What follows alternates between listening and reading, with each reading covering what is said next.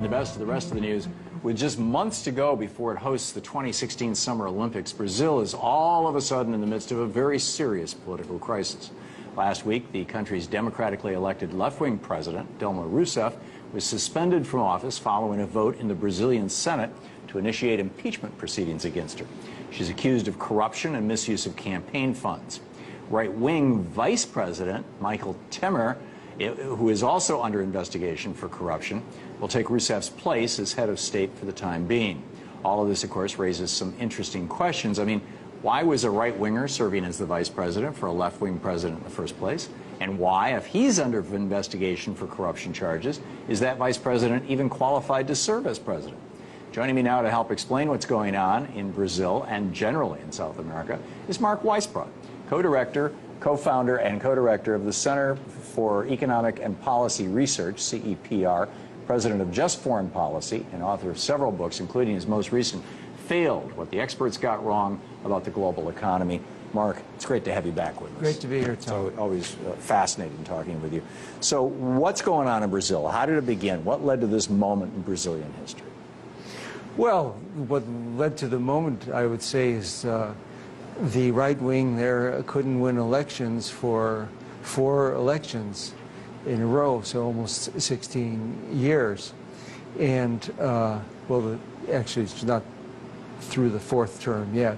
So the Workers' Party has won 4 presidential elections. And so they took advantage of this recession. They being? A coalition of the right, basically, and center-right forces took advantage of this recession that the economy's in to go after and get rid of her through an impeachment proceeding, even though there's no impeachable offense. They're not, you know, and they also took advantage of the media. You know, the media is a huge force there. It's kind of like if you had Fox News here with 70% of the media. And so they just, you know, there was a corruption scandal and all the parties were involved, including the Workers' Party, although not as much as the other ones. And so they created an impression, and probably a lot of your viewers think that she's impeached for something to have to do with corruption, but in fact, she's being impeached for basically an accounting manipulation of sorts that all the other presidents did.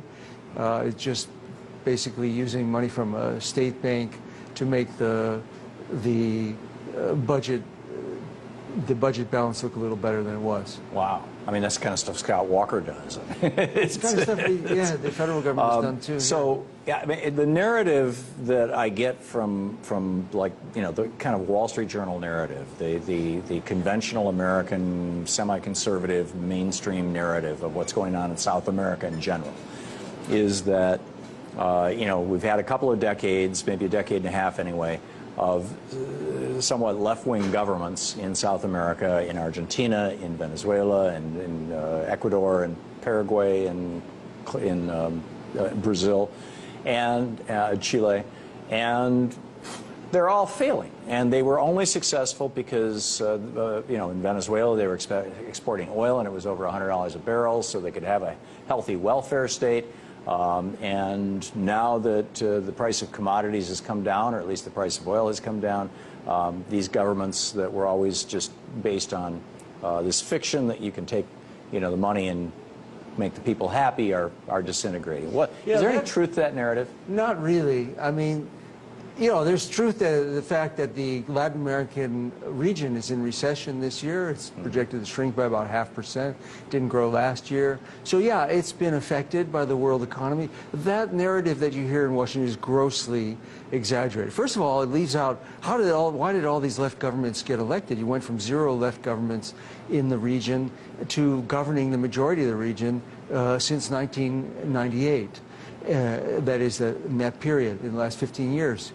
So how did that happen? Because you had 20 years where you had very strong influence from the United States and the International Monetary Fund, and there was a terrible economic failure. For 20 years, you had almost no growth of income per person. During the 80s and 90s. Yeah, during the 80s and 90s. And then they turned this around, and they brought the poverty rate down from 2002, when it was higher than it was more than 20 years earlier. It was 44%, came down to 28% in the region. And a lot of that was the result of these left governments, the economic growth, the employment they created, the programs that they had. Brazil is a good example. Why couldn't they get rid of the Workers' Party? Because they reduced poverty by 55%, extreme poverty by 65%, doubled the minimum wage in real terms. And yes, it was sustainable.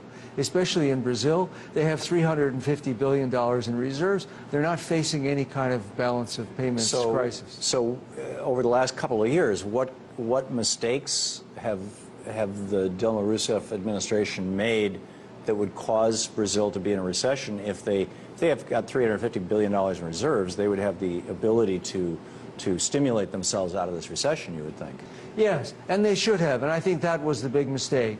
After 2010, where they grew 7.5% that year, they started to slow the economy. They tightened. Did she buy the austerity sales pitch? Well, she appeared to. I mean, I don't know what she really believed. There's a lot of pressure from the banks. Banks are very powerful there. They're like Wall Street here, only even more powerful relative to the political system, if you can imagine that. Wow. And so they put a lot of pressure on her, and she did. The government did cut public investment very sharply, cut spending, raised interest rates at the wrong time, and did help push the economy in recession. I think that's an important lesson. They wouldn't be in this kind of trouble today if it wasn't for that. How did she end up with a conservative vice president?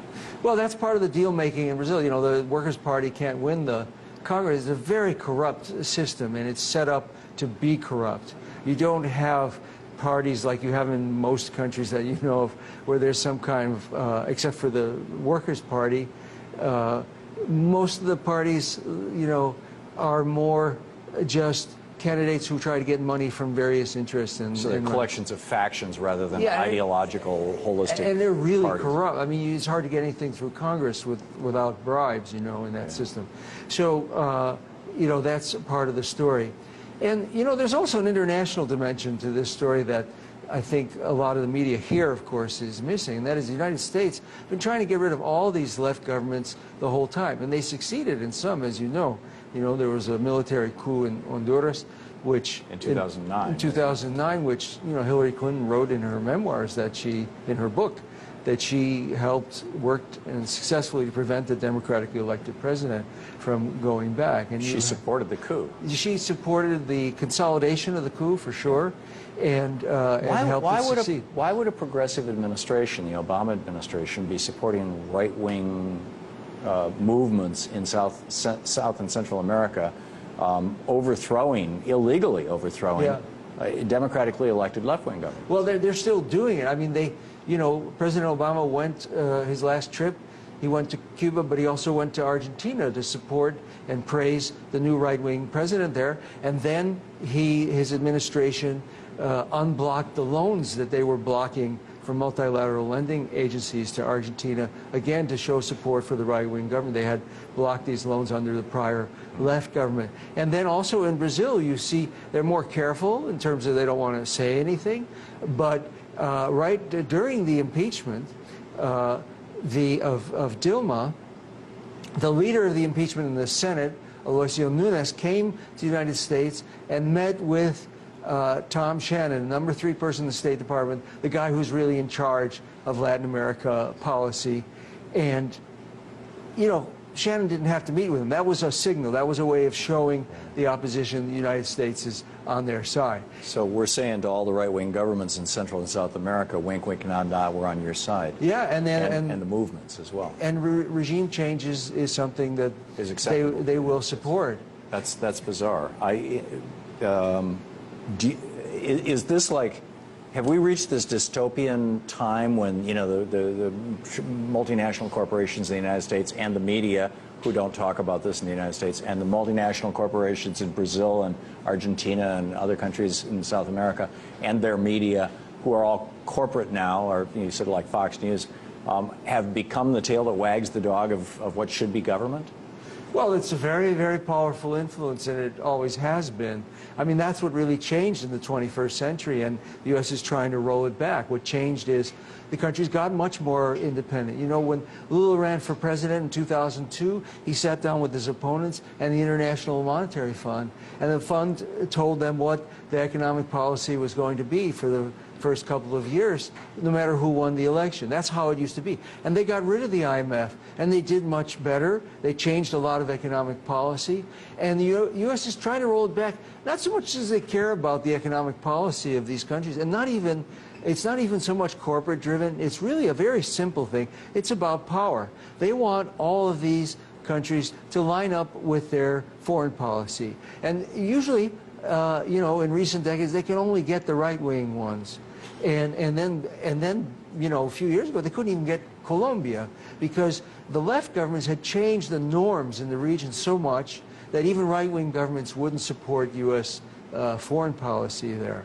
And so that's what they're trying to get. You know, the new foreign minister of Brazil under this new government, he's somebody who ran for president in 2010, José Serra, and he ran on a platform, a foreign policy platform, trashing all of his neighbors, going against Bolivia, accusing them of collaborating with drug trafficking, criticizing them for opposing the coup in Honduras and opposing the United States. So that's what they're getting if they get this government to stick.